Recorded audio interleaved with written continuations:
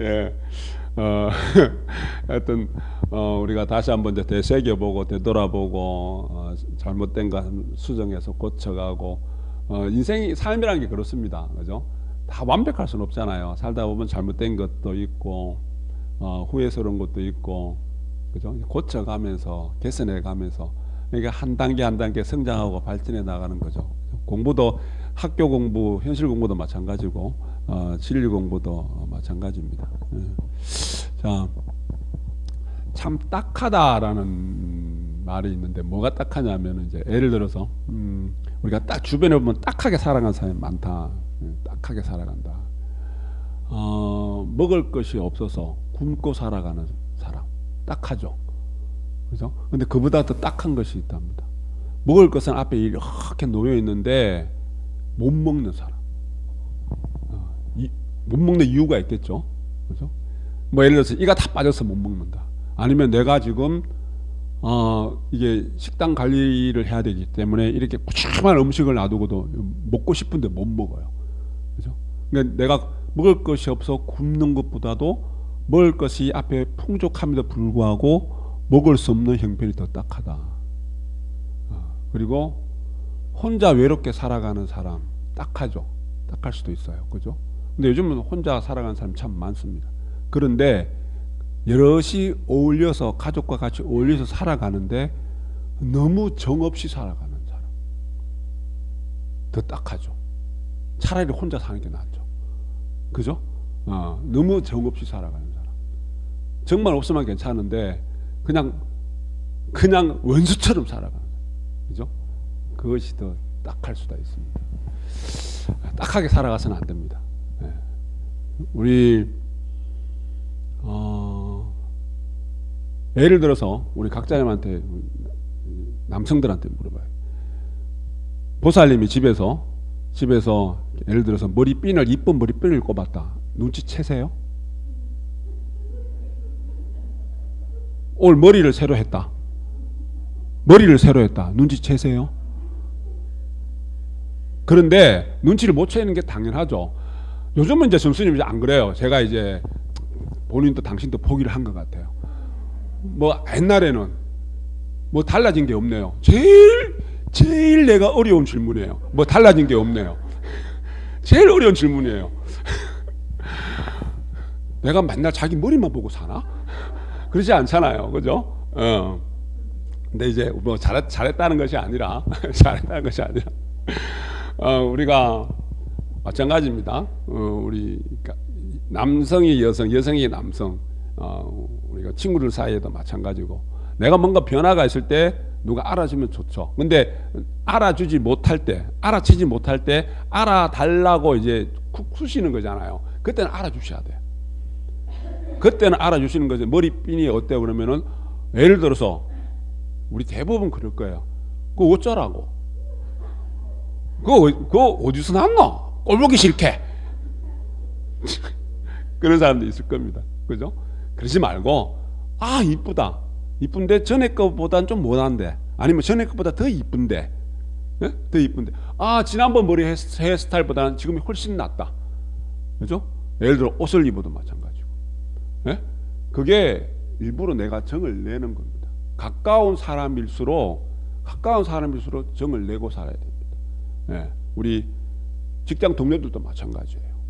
직장 동료들도 그게 보시고 그게 희사입니다. 그죠? 우리 왜 지난 우리 명절 때 앞두고도 그런 말 했잖아요. 오랜만에 만나는 친척, 오랜만에 만나는 가족들에게 말 한마디가 천냥빚을 갚는다고. 그죠? 말 한마디라도 좋은 말을 할 줄 알아야 된다.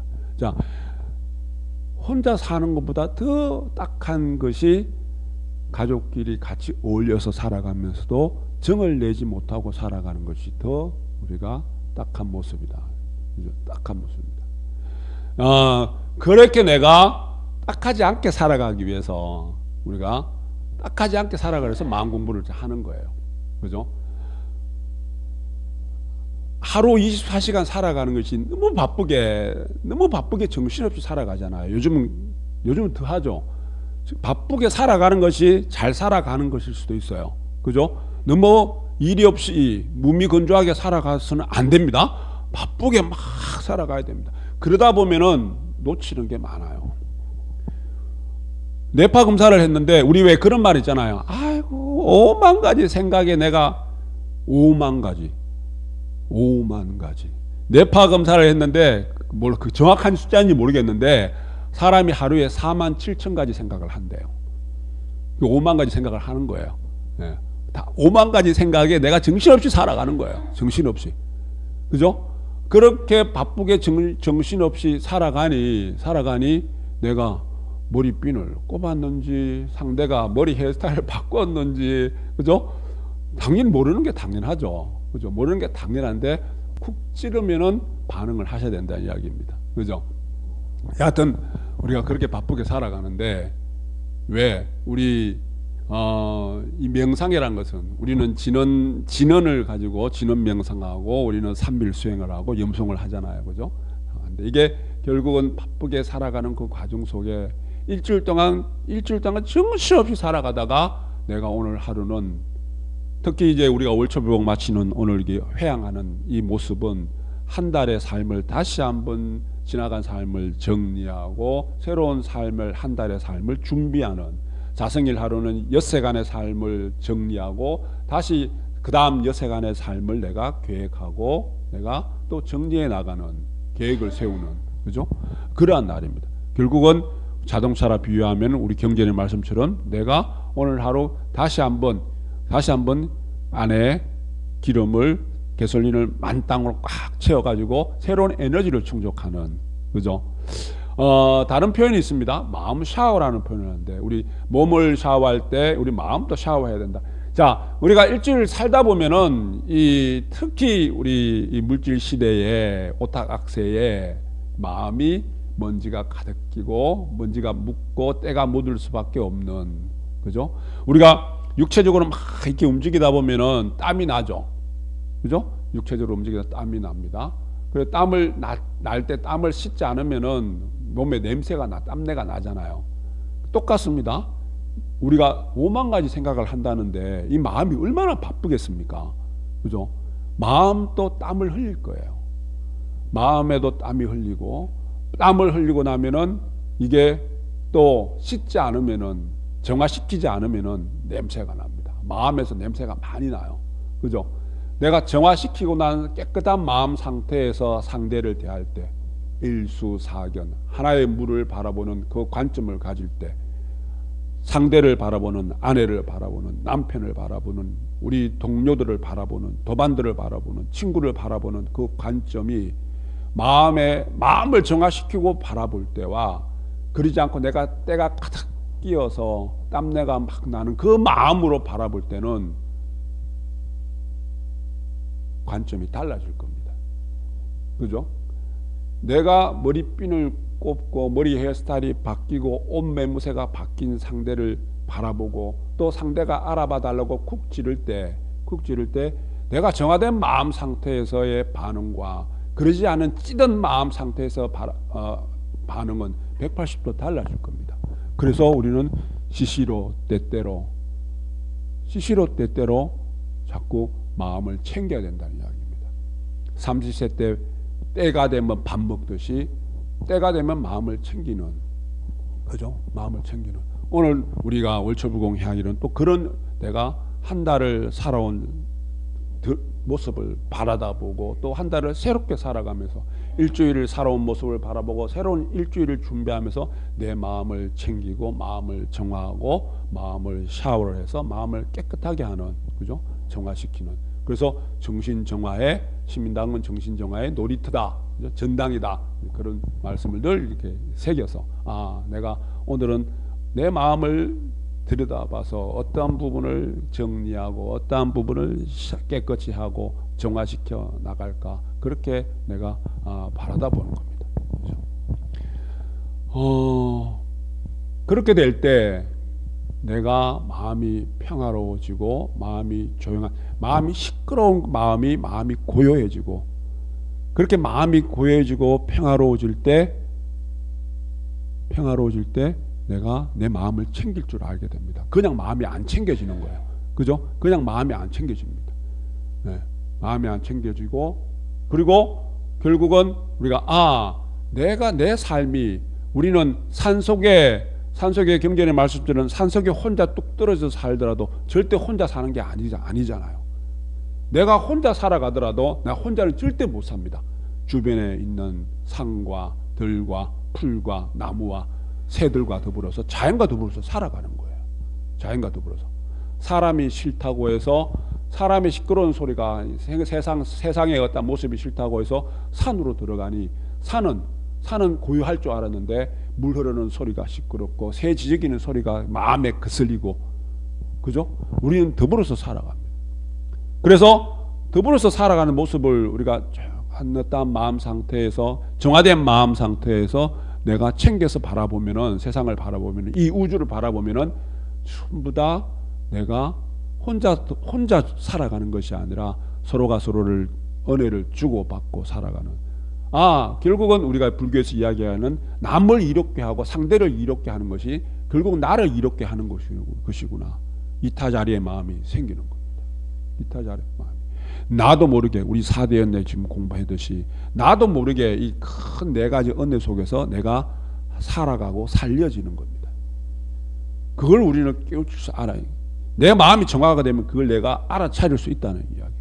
그냥 막 바쁘게 살아가더라도, 바쁘게 살아갈 때 그거 어떻게 다 챙기겠습니까? 근데 한 번씩 정화시키는 시시로 때때로 마음을 챙기면서 정화시켜 나갈 때 내가 그걸 알아차리게 되면 나는 절대 내가 함부로 못 살게 됩니다.